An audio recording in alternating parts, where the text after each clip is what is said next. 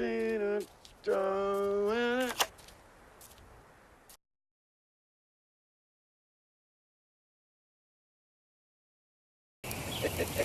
voilà.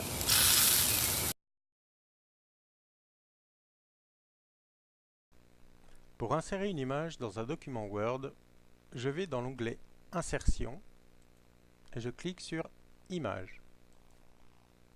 Une fenêtre apparaît et me demande où je dois aller chercher l'image. Je sélectionne mon image et je clique sur Insérer. Dans mon exemple, c'est une photographie que j'ai prise moi-même. Je peux supprimer cette image en la sélectionnant et en tapant sur la touche Supr.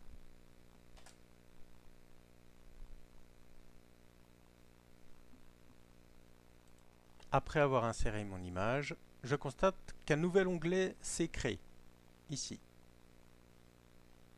L'onglet s'appelle Format.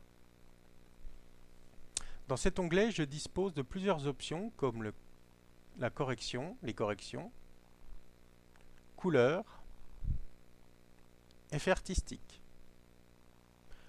Je peux modifier mon image soit en la sélectionnant et en utilisant les flèches qui apparaissent aux quatre coins de l'image, ici, ici,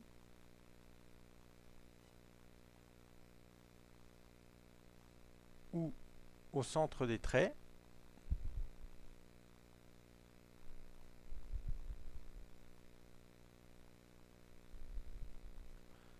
soit dans l'onglet Format. Dans le groupe d'options, je peux renseigner manuellement la hauteur et la largeur de mon image. Ici, je peux diminuer sa hauteur et sa largeur.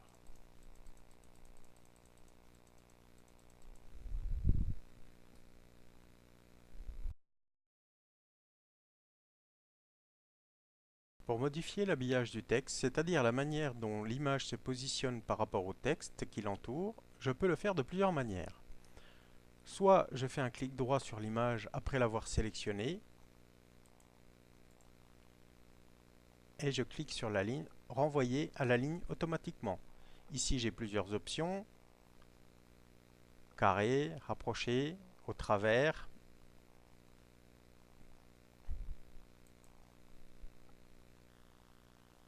Je choisis l'option qui me convient le mieux.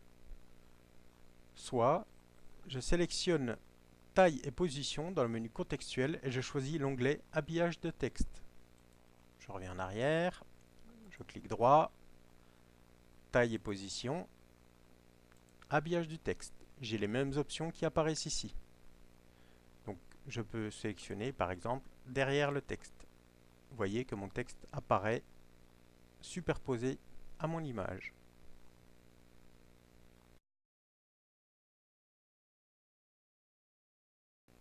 Pour insérer un clip art, c'est la même procédure que pour insérer une image. Je clique dans l'onglet Insertion sur Image clip art. Il m'ouvre une petite fenêtre sur la droite où je peux renseigner le type d'image que je recherche. Par exemple, ici, je tape avion.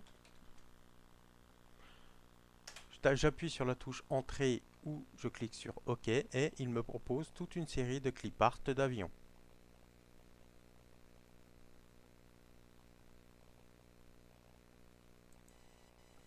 Que je sélectionne.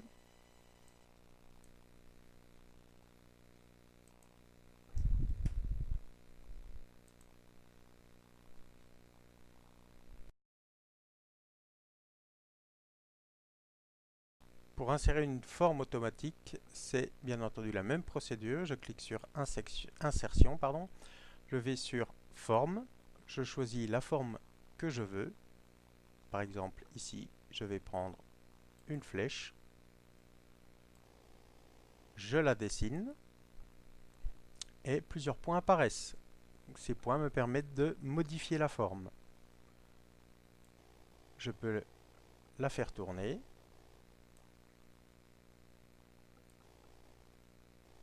L'agrandir ou la diminuer. Modifier son style. La couleur de ses contours. le remplissage et même ajouter des ombres, des perspectives avec l'ombre qui apparaît en dessous.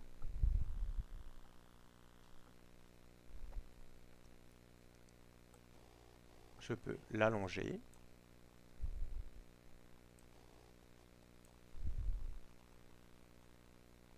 En ce qui concerne les petites flèches, je peux choisir le point d'arrivée et le point de départ. De même, je peux choisir s'il y a des contours ou pas et l'épaisseur du trait. Je vais dans tiret. Je peux même choisir si je veux mettre des pointillés.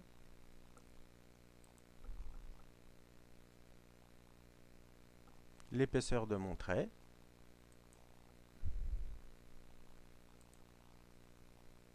Et le type de flèche.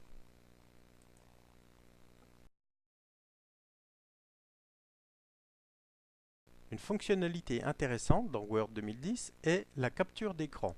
On n'est plus obligé de passer par un logiciel tierce pour réaliser une capture d'écran. Il suffit de cliquer sur Capture.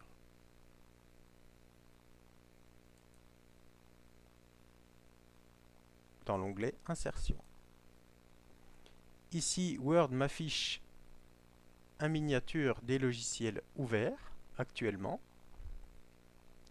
Donc je peux choisir de faire une capture. C'est valable aussi pour l'explorateur. Vous voyez, Word a fait une capture de cette fenêtre. Je peux aussi faire une capture du bureau. Donc, dans Capture, je clique sur Capture d'écran. Word est automatiquement réduit dans la barre des tâches. Ensuite, je peux sélectionner la partie de mon bureau dont je veux faire la capture. Une fois mon image insérée, j'ai la possibilité de la personnaliser. Je la sélectionne et je clique sur l'onglet Format.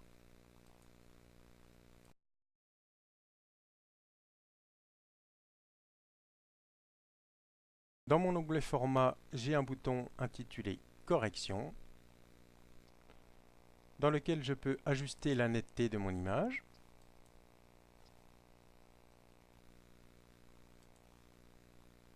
Ou je peux jouer sur la luminosité et le contraste. En passant sur les différents onglets, je vois la répercussion sur mon image. En cliquant sur Options de correction d'image, une fenêtre apparaît avec toutes les modifications possibles. Couleur, effet artistique, rogné, zone de texte, texte de remplacement, et ainsi de suite.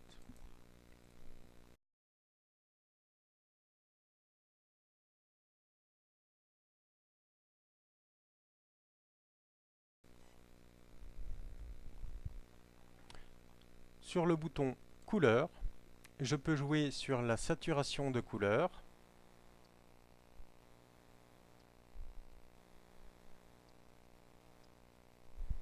sur la nuance des couleurs, et je peux aussi recolorier une image. En noir et blanc à 75%, noir et blanc 25%, en vert olive, en rouge. Je peux aussi choisir moi-même la couleur sur laquelle je veux travailler. Par exemple, ici en marron.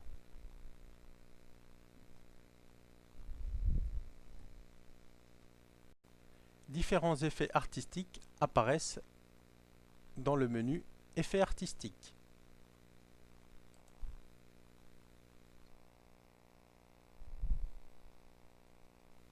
J'ai des effets de flou, de damier ou autres options utiles ou amusantes. par exemple ici.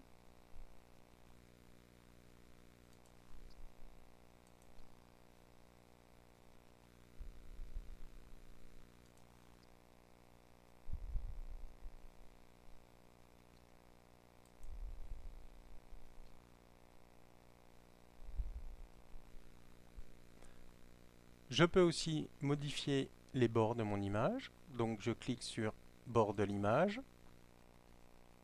Et ici, je peux choisir la couleur du bord.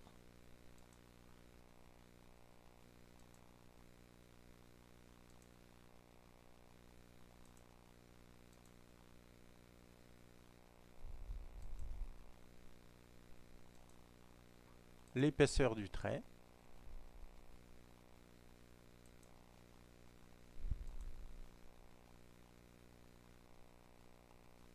Et le style de trait.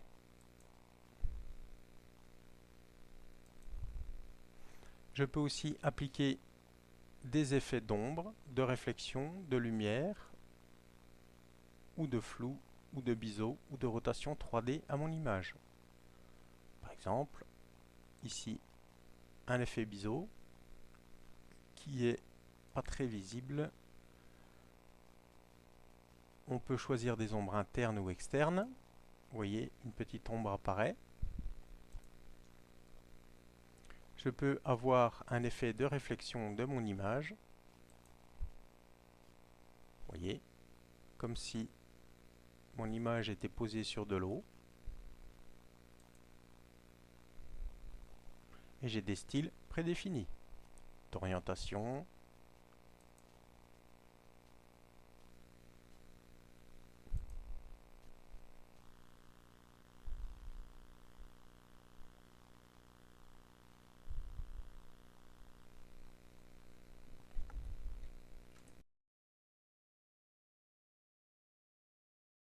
image. Je peux annuler toutes les modifications apportées précédemment à mon image et la retrouver telle qu'elle était quand je l'ai insérée. Je clique ici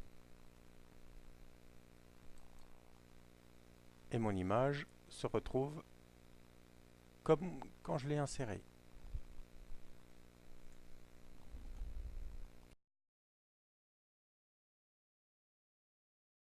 Je peux aussi faire tourner mon image. Donc pour ça, j'ai plusieurs possibilités. Soit je sélectionne le petit point vert au bout de la languette qui se trouve ici. Je clique avec le bouton gauche et je tourne.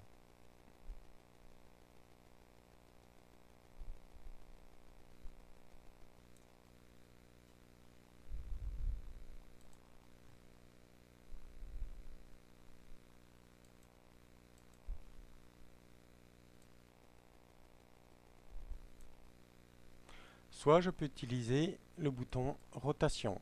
Il me propose plusieurs options. Donc, pardon. Faire pivoter à droite de 90%, faire pivoter à gauche, ou aussi retourner verticalement, comme si mon image était vue dans un miroir, ou encore retourner horizontalement. D'autres options sont disponibles. Donc ici, je peux choisir la rotation de manière plus précise.